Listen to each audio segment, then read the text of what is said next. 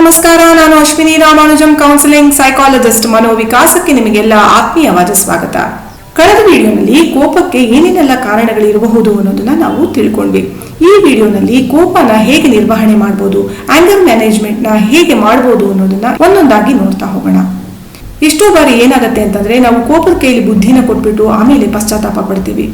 ಎಷ್ಟೋ ಪೇರೆಂಟ್ಸು ಈ ತರ ಹೇಳೋದನ್ನ ನಾವು ನೋಡ್ತೀವಿ.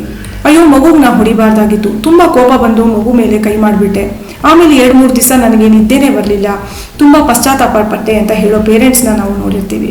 ಹಾಗೆ ನಾನು ಈ ಥರ ಮಾತಾಡಬಾರ್ದಾಗಿತ್ತು, ನಾನು ಆ ಥರ ಮಾತಾಡಿದ್ದಕ್ಕೆ ಇವತ್ತಿನ ದಿನ ನನ್ನ ಫ್ರೆಂಡ್ಶಿಪ್ಪು ಹಾಳಾಗಿದೆ, ನನ್ನ ರಿಲೇಷನ್ಶಿಪ್ನೇ ನಾನು ಕಳ್ಕೊಂಡ್ಬಿಟ್ಟಿದ್ದೀನಿ, ನನ್ನ ಕೋಪ ಕಂಟ್ರೋಲಲ್ಲೇ ಇರಲ್ಲ, ನನ್ನ ಕೋಪ ಬಂದಾಗ ಏನಾಗ್ತೀನೋ ಅಂತ ನನಗೆ ಗೊತ್ತೇ ಇರಲ್ಲ, ನನ್ನ ಕೋಪ ಬಂದಾಗ ನನ್ನ ಮನುಷ್ಯನೇ ಆಗಿರೋದಿಲ್ಲ, ಈ ರೀತಿ ಹೇಳೋದನ್ನೆಲ್ಲ ನಾವು ಕೇಳ್ತೀವಿ.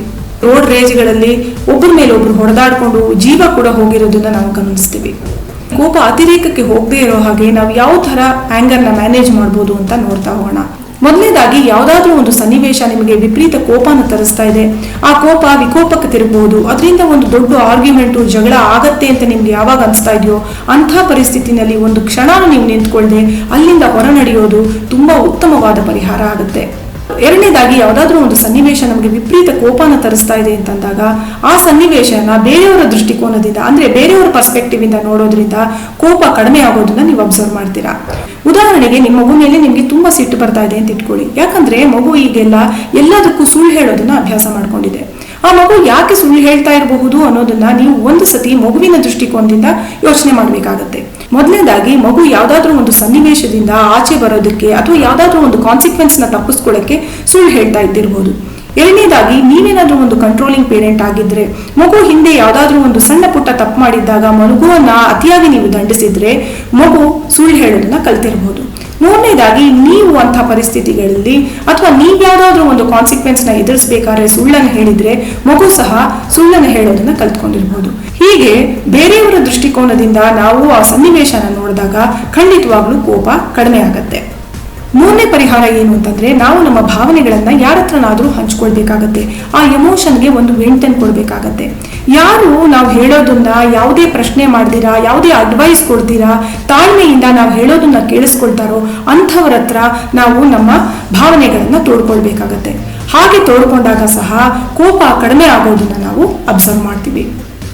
ನಾಲ್ಕನೇದಾಗಿ, ತುಂಬಾ ಇಂಪಾರ್ಟೆಂಟ್ ಆದಂತಹ ಮತ್ತೆ ನಮ್ಮ ಆಂಗರ್ನ ಮ್ಯಾನೇಜ್ ಮಾಡೋದಕ್ಕೆ ಇರುವಂತಹ ಸೂಪರ್ ಟೂಲ್ ಯಾವುದಪ್ಪ ಅಂತಂದ್ರೆ, ಅದು ನಾವು ರೆಗ್ಯುಲರ್ ಆಗಿ ಪ್ರಾಕ್ಟೀಸ್ ಮಾಡುವಂತಹ ಧ್ಯಾನ ಅಂದ್ರೆ ಮೆಡಿಟೇಷನ್, ಡೀಪ್ ಬ್ರೀತಿಂಗ್ ಟೆಕ್ನಿಕ್ಸ್ ಅಂದ್ರೆ ಪ್ರಾಣಾಯಾಮ, ಭ್ರಮರಿ ಅಂತ ಪ್ರಾಕ್ಟೀಸಸ್ಸು, ಮತ್ತೆ ರಿಲ್ಯಾಕ್ಸೇಷನ್ ಟೆಕ್ನಿಕ್ಸು.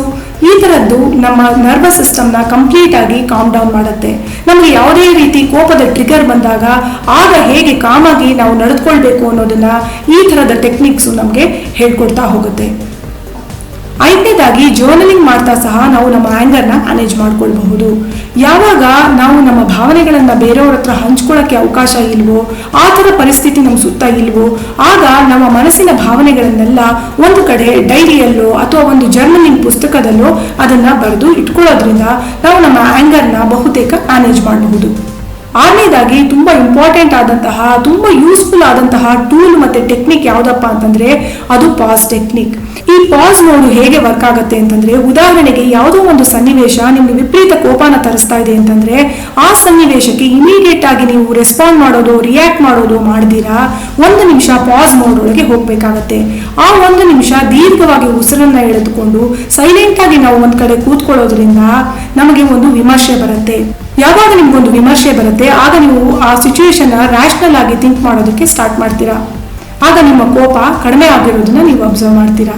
ಹಾಗಾಗಿ ಈ ಆಂಗರ್ ಮ್ಯಾನೇಜ್ಮೆಂಟು ಅಂದ್ರೆ ಕೋಪದ ನಿರ್ವಹಣೆ ಎಲ್ಲಿ ಆಗ್ಬೇಕು ಅಂತಂದ್ರೆ, ಉದಾಹರಣೆಗೆ ಯಾವುದೇ ಒಂದು ಸನ್ನಿವೇಶ ನಮ್ಮ ಕೋಪನ ಪ್ರಚೋದಿಸತ್ತು, ಆ ಪ್ರಚೋದನೆಗೂ ಮತ್ತು ನಮ್ಮ ಪ್ರತಿಕ್ರಿಯೆಗೂ ಇರುವಂತಹ ಮಧ್ಯದಲ್ಲಿ ಇರುವಂತಹ ಸಮಯದಲ್ಲಿ ನಾವು ಯಾವ ತರದ ಒಂದು ಡಿಸಿಷನ್ಸ್ ನ ತಗೊಳ್ತೀವಿ, ಯಾವ ತರದ ನಿರ್ಧಾರಗಳನ್ನು ತಗೊಳ್ತೀವಿ ಅನ್ನೋದ್ರ ಮೇಲೆ ನಮ್ಮ ಕೋಪದ ತೀವ್ರತೆ ನಿಂತಿದೆ, ಮತ್ತೆ ಆ ಕೋಪದ ಪರಿಣಾಮ ಕೂಡ ನಿಂತಿದೆ.